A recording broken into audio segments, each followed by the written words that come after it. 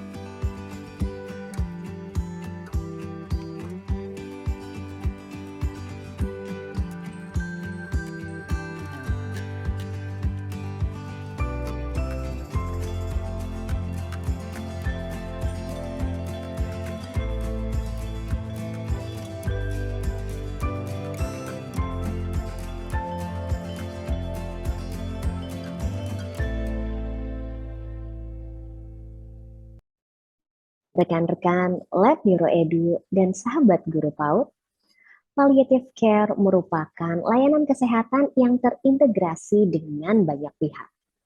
Layanan ini menghadirkan lingkungan yang positif yang mendukung aktivitas perawatan pasien. Mari kita ketahui bagaimana program ini dapat dilakukan untuk anak usia dini? Mari kita simak narasumber Bunda Anda Gracia sebagai penggagas dan juga praktisi neuroscience pendidikan.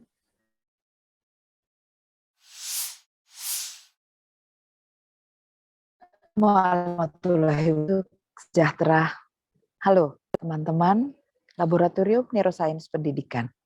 Kali ini kita bicara tentang anak-anak dengan kebutuhan yang berbeda kekhususannya.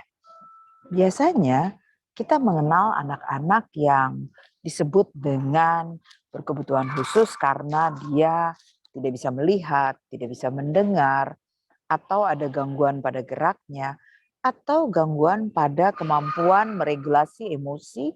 Nah, sahabat-sahabat, rekan-rekan semua, para pendidik, orang tua, dan pendamping anak, ternyata ada anak-anak dengan kondisi kekhususan yang lain lagi. Anda perhatikan di video awal tadi, ada anak-anak yang harus melewati kondisi radiasi karena kanker. Mereka menggunakan semacam kerangkeng di wajahnya yang merupakan titik penanda, kemudian harus berada di ruangan dengan alat yang melingkari besar, karena alat itu mengirimkan radiasi untuk membunuh sel-sel kankernya. Ada anak yang harus mengalami kemoterapi. Ada anak yang harus menjalani hari-hari dengan cuci darah. Dipasangkan alat yang menetap pada tubuhnya untuk kemudian darah dikeluarkan, dicuci dengan mesin, dan kemudian darah yang sudah dibersihkan itu dikembalikan ke tubuhnya. Ada juga anak-anak yang harus menjalani operasi. Bisa saja itu adalah seoperasi karena gangguan yang terjadi yang dia hadapi sejak dari dalam kandungan, seperti misalnya anak-anak dengan kelainan jantung bawaan. Itu yang sering disebut. Atau ada juga anak-anak dengan gangguan karena proses abnormalitas dalam periode dia di dalam kandungan, sehingga terjadi bibir yang sumbing, langit-langit yang belah. Semua itu membuat dia harus menjalani operasi, dan bisa saja operasinya itu berulang. Jadi setelah beberapa tahun usianya operasi lagi, kemudian operasi lagi. Ada kemungkinan anak-anak ini berada dalam keluarga dengan orang tua yang memiliki persepsi bahwa operasi itu adalah suatu penderitaan. Ada yang memiliki persepsi bahwa penyakit yang kronis itu adalah sebuah beban berkepanjangan. Sehingga kata trauma itu menjadi akrab dengan kehidupan mereka. Mereka merespon pengalaman itu kemudian dengan reaksi yang murung, moody, kecewa, sedih, kadang marah, sama seperti respon orang di sekitarnya. Ada kemungkinan juga mereka tampil dengan biasa saja dan mengalami semua kondisi itu seperti yang ada dalam video pemantik tadi ya. Nampaknya santai-santai aja. Nah, rekan-rekan, ternyata bagaimana keluarga dan orang di sekitar menyikapi anak. Nah, bahkan tenaga kesehatannya juga. Kalau tenaga kesehatan itu lebay, suntik sedikit ya, sebentar ya, sakitnya dikit aja, tapi menyebut kata sakit gitu. Beda dengan tenaga kesehatan yang bilang, halo apa kabar? Menyenangkan sekali pertemuan. Hari ini kita tuk tuk tuk tuk tuk, jari dan tangannya udah bergerak, memberikan stimulus taktil sehingga meningkatkan kesiapan terhadap sensasi, maka anak itu ternyata bisa mengalami fase pengobatan, terapi, dan semua pengalaman di rumah sakit itu dengan cara yang berbeda. Nah, ada yang lain yang ingin saya bahas. Sempat lihat di salah satu bagian di video tadi, seorang anak yang mesti cuci darah. Cuci darah itu waktunya bisa bergerak antara 3 sampai dengan 6 jam. Nggak bisa kemana-mana. Nggak boleh bergerak terlalu heboh. Karena alat itu harus mengeluarkan darah dari tubuhnya dan memasukkan kembali darah ke tubuhnya. Ya nggak main-main dong ya. Nah rekan-rekan, anak-anak dalam kondisi-kondisi seperti tadi butuh sesuatu.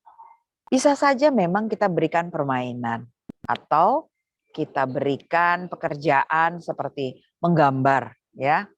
Namun sebenarnya rekan-rekan, sahabat guru, pendamping anak, anak itu juga akan mengenal kata bosan. Dan kalau Anda membayangkan isi kepala anak, perpustakaan pengalamannya, seberapa banyak sih ya dibandingkan dengan manusia-manusia dewasa yang ada di sekitarnya.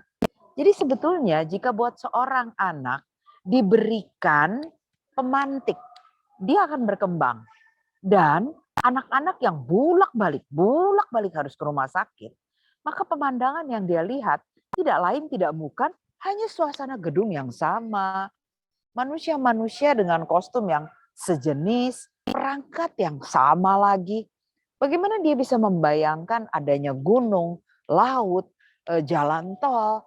Bagaimana dia bisa membayangkan melihat gedung yang tinggi, warna-warni yang indah di taman, dan lain sebagainya? Apakah cukup dengan mereka menonton film, video, menonton dari perangkat-perangkat yang tersedia?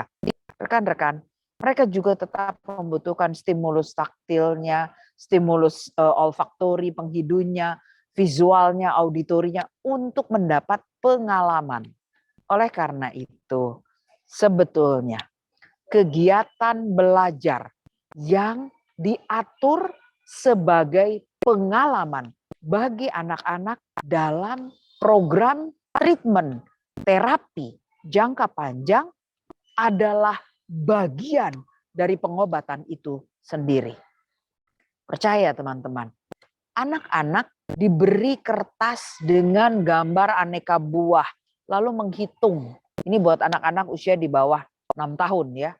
Atau diberikan berbagai aktivitas permainan seperti monopoli, halma, tapi dengan tema yang berbeda-beda, dengan target yang berbeda-beda, dengan memberikan kepada mereka kesempatan untuk berargumen, bercerita. Oh, strategi saya, kenapa jalannya 3 langkah halmanya, kenapa bisa begitu? Kalau begini gimana, kalau begitu gimana?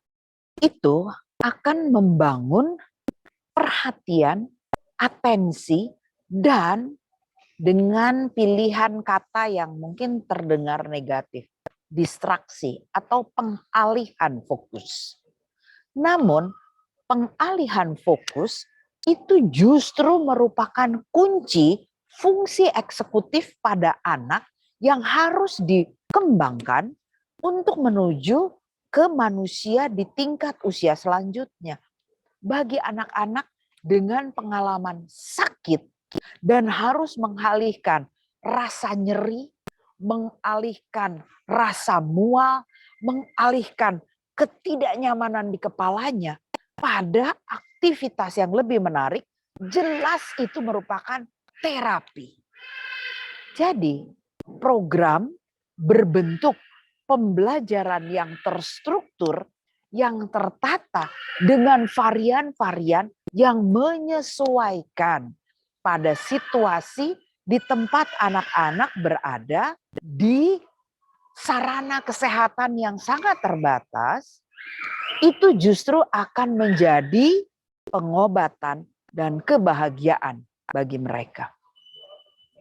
Program paliatif bukan merupakan kegiatan yang mempersiapkan orang menghadapi kematian. Bukan masuk dalam kategori terminal treatment. Salah. Paliatif adalah sebuah proses yang menimbulkan kembali respon tubuh untuk menerima pengobatan. Maka sesungguhnya program-program aktivitas pendidikan inklusif merupakan aktivitas keterapian yang luar biasa bagi anak-anak dengan penyakit-penyakit kronis jangka panjang. Teman-teman, rekan-rekan guru, sahabat Laboratorium Neuroscience Pendidikan, apakah Anda memiliki di sekitar lingkungan Anda, keluarga, atau sahabat Anda yang punya anak-anak dengan gangguan kesehatan, maka bantulah mereka.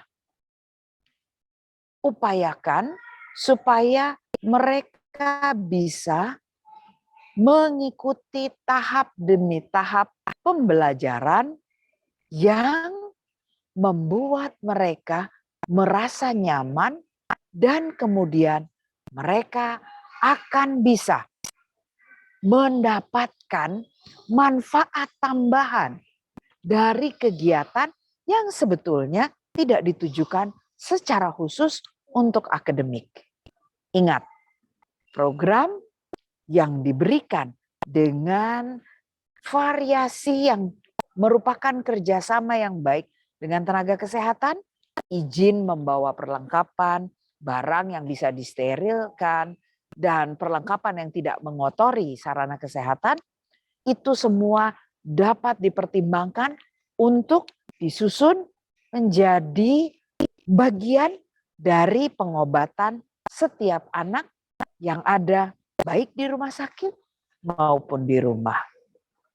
Kami mengharapkan bahwa rekan-rekan semua juga mulai memperhatikan bahwa inklusif bukan hanya di sekolah, namun inklusif juga akan meluas kepada kegiatan bagi anak-anak yang mendapatkan perawatan jangka panjang. Semoga informasi singkat ini membantu Anda semua dan masyarakat sekitar. Silakan hubungi Laboratorium Neuroscience Pendidikan untuk berganti pemikiran, bertukar ide dan berdiskusi bagaimana menyusun varian-varian kegiatan, serta yang terpenting dari segalanya, menemukan profil kemampuan belajar anak. Jangan lupa, pijakan kita dalam mengenal anak sebagai profilnya selalu penting. Lakukan program pengenalan profil kematangan fungsi otak anak bagi siapapun dalam keadaan apapun, dan berikan kebahagiaan belajar bagi anak-anak dimanapun mereka berada. Saya Anne Gracia. Wassalamualaikum warahmatullahi wabarakatuh. Salam sejahtera. Sampai jumpa.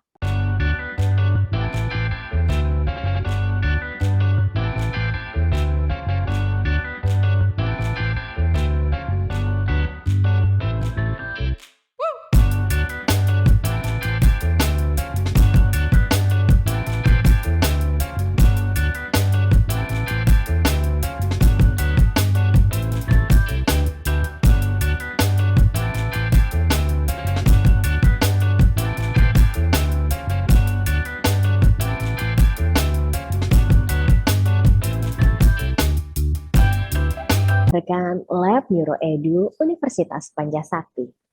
Lab ini dipersembahkan oleh Universitas Pancasakti bekerja sama dengan Yayasan Andara Talipantea sebagai pengembang dan penyusun konten neuroscience pendidikan. Saat ini telah tersedia 2 aplikasi berbasis Android. Yang pertama adalah NeuroTune, aplikasi yang menyediakan kuesioner untuk mengenali perkembangan fungsi otak anak. Dan yang kedua adalah VR Neuro EduLab, sebuah aplikasi dengan teknologi virtual reality yang menawarkan pengalaman imersif dan kemudahan dalam memahami materi neuroscience pendidikan secara visual. Kedua aplikasi ini dapat ditemukan di Play Store dan dimanfaatkan oleh seluruh masyarakat dengan berbagai latar belakang pendidikan dan juga dimanapun Anda berada.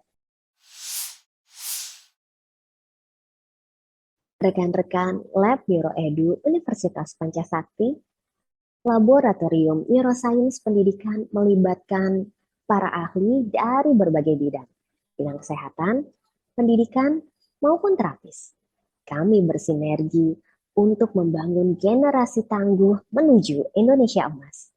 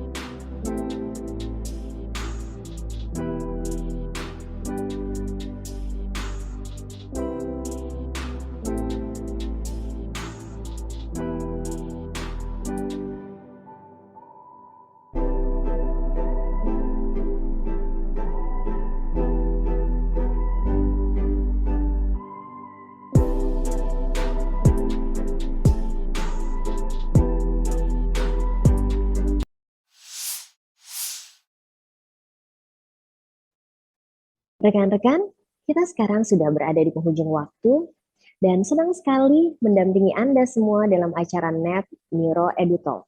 Kita akan bertemu lagi dengan topik yang berbeda. Salam semangat, semoga membawa inspirasi untuk kita semua ya. Ingat, kenal anak, kenal perkembangan otaknya. Selamat sore. Wassalamualaikum warahmatullahi wabarakatuh.